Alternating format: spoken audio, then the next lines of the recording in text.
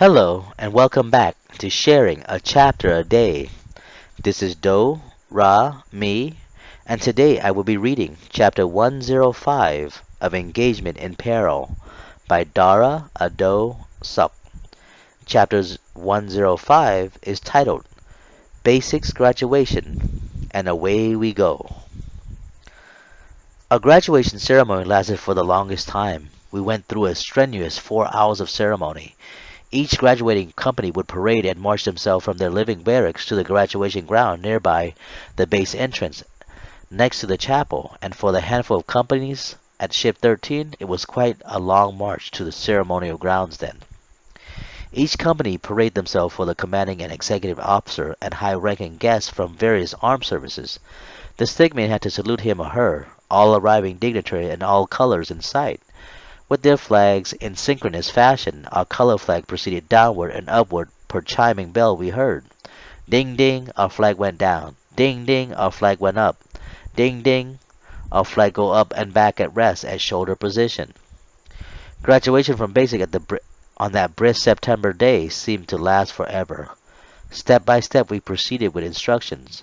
Flags go up, flags go down, all in synchronized fashion, and the drill team did their performances, throwing rifles back and forth while stomping their feet in harmonized tone. The choir company sang their song, of which one song in particular was tearful and memorable for all of us. The recruiting company choir sang "The Rose" by Bette Midler. In a cappella, they sang it, making it more overwhelming. The sheer voice of the human spirit lifted us all and brought us to tears to our proud eyes then.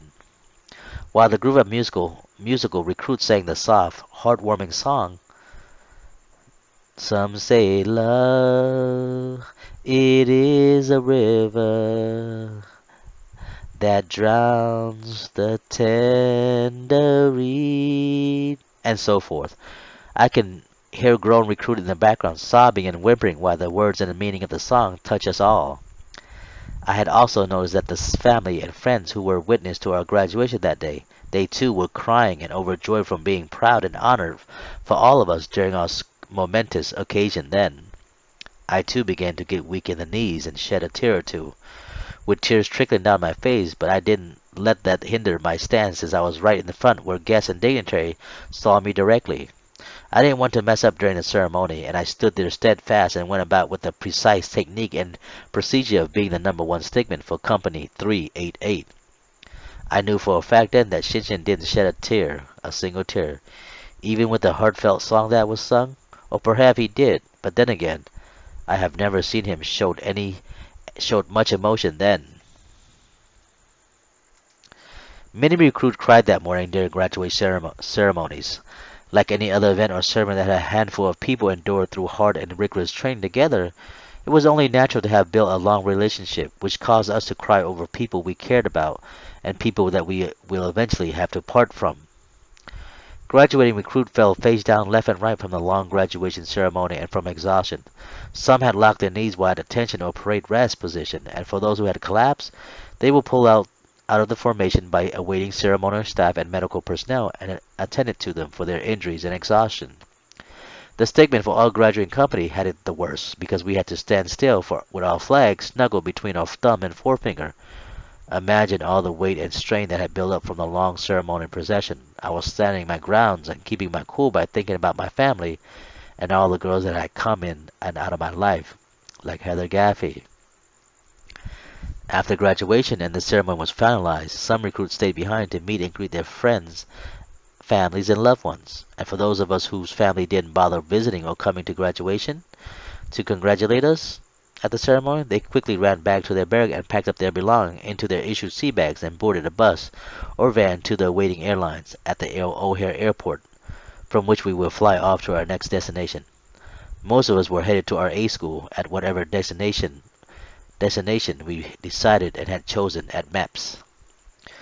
Almost like a Almost like lovers skipping and holding hands, although we didn't actually do all that, Shinshin and I ran in step together toward our faraway barrack, with Hassan and Gross not too far behind, and once there we all helped each other pack our gears and ready ourselves for dismissal by our RDCs.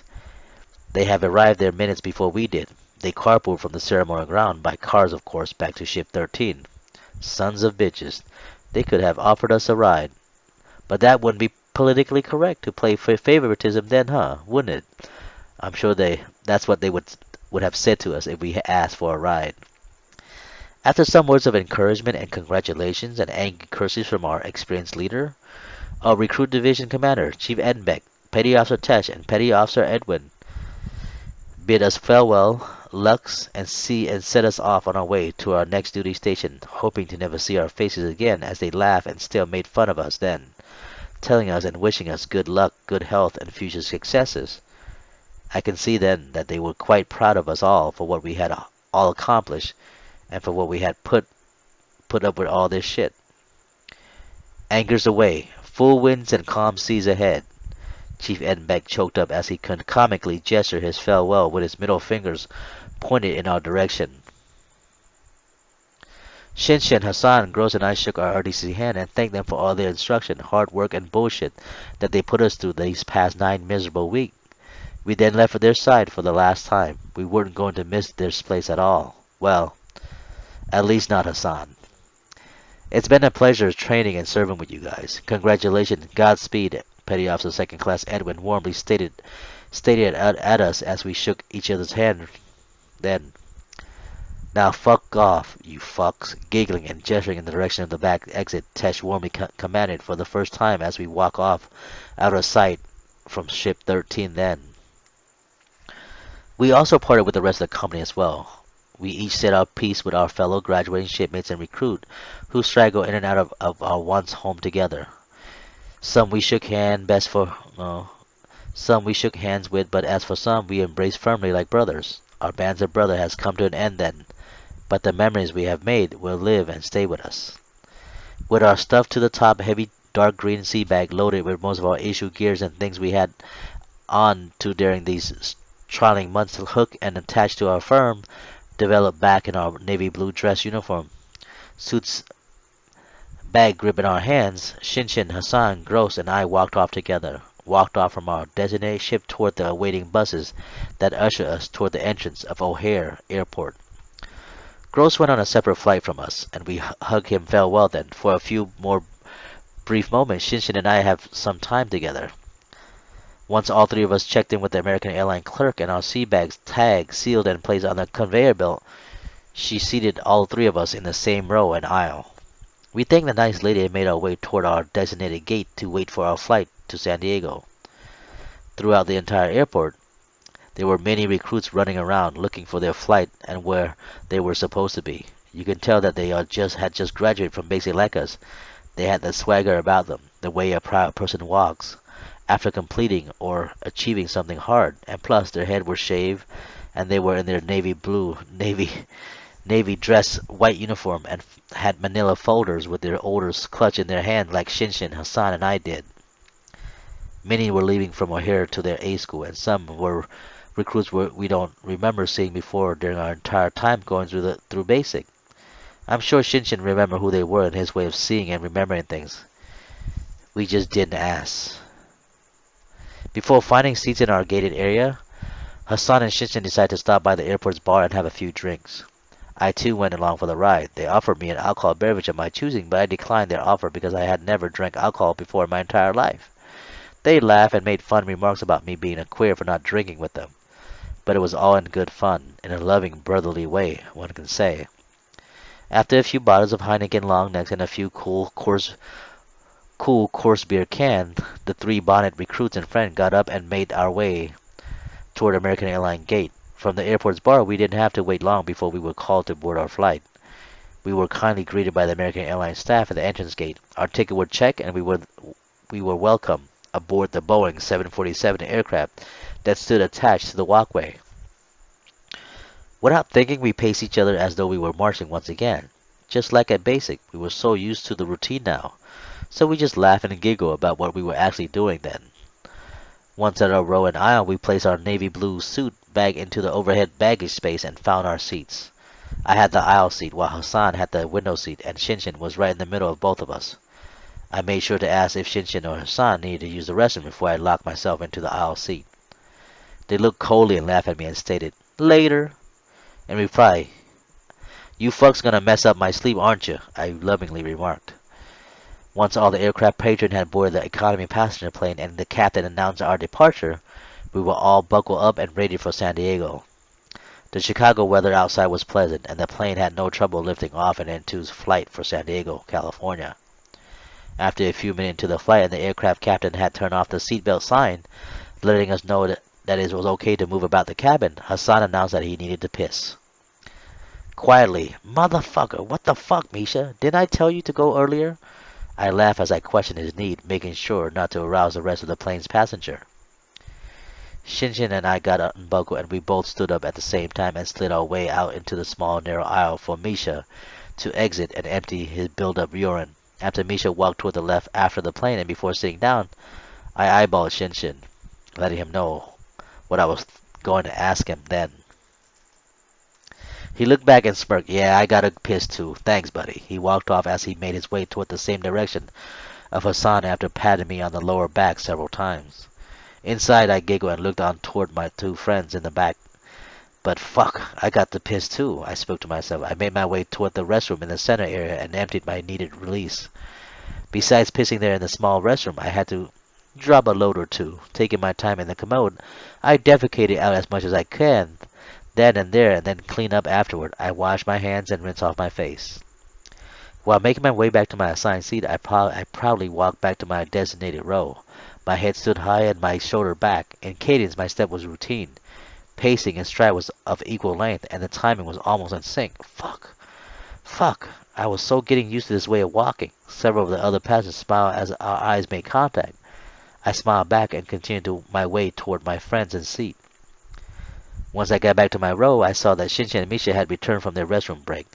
But to my surprise, they were fussing with each other as though they each other's hand as though they were holding hands of sort, or maybe just playing around to arouse my suspicion. I thought nothing of it then, seemed normal enough. Besides, holding hand while I was away, they had also ordered some more alcohol beverage to keep them entertained and had gotten me a glass of Coke from the airplane stewardess. Their drinking bothered me a bit, but I guess it's a natural since they haven't had alcohol in over 9 weeks or so. So I didn't say anything about it. During the rest of our 4-hour flight to San Diego, we exchanged our manila folder and looked over each other's order. Misha and I were going to the Naval Medical Center San Diego off of Bob Wilson Drive, while Shinshin was going to Bud's at the lovely island of Coronado of San Diego, California. Hassan and I were amazed to see Shinshin's order. We both agreed that we have to put up with a lot of shit at Bud's, going through another 7 months of training there. That is overwhelmingly physical and mentally demanding. I thought to myself then how much I would eventually miss Shinshin and his way of seeing things for what they really are, and how open and honest he is about just everything. If anyone can get through Bud's, it would surely be Shinshin, I spoke and hoped to myself then. "Igami's gonna be fine at Bud's, Sock. He's hardcore like that. Look at that hard stud. He's one badass motherfucker, Sock. No worries." Cheering Shinshin on as Misha spoke about Shinshin's order. Shinshin didn't say much. He just kept downing his alcohol and knocking cans with Hassan. I guess he was choking for words then. After going over each other's order and such, we just made small talk and such and talked about where we came from, what we did in our past. I was careful not to mention anything about Shinshin's past juvenile delinquency in front of Hassan. I wanted to let Shinshin speak his own piece if he wanted to. He never mentioned once during our plane ride to San Diego together then. Mostly Shinshin and I we just listened to Misha's rambling on how he grew up and where he been in the world, his daily drinking at the USC campus, how rich his family is. In his light drunkenness, stupor, he rambled on about everything that came to mind, just like the time when he and I were in Tijuana, how much he despised his parents and how much he wanted to get away from all of them. We let him speak his mind, making sure he didn't get too loud or too out of hand, which would be a nuisance or bother to the other passengers in the plane. At times, out of the blue, all three of us would just laugh over nothing. We all giggle and jab at each other as we continued to ride on the plane toward our final destination. We were pretty much in self-control of ourselves then, and didn't cause too much commotion, which would get us kicked off the plane. Of course we couldn't, but you know what I mean. It wasn't like It wasn't like back then. No air marshal on the plane ride with you, and no terrorist color-coded warning or such. And the airports weren't jammed up with security or took hours to get through the metal detector and such. They didn't back then. They just didn't have all that sort of things then. No one was worried about the Middle East or terrorist attack. We were just we were just three recently graduated military recruit enjoying ourselves last time together before we began our real military adventure at our new command. Thank you for listening. This is the end of chapter 105. Be on the lookout for chapter 106, titled Gone Our Separate Ways. This is Do, Ra, me, and I'll see you later. Thank you.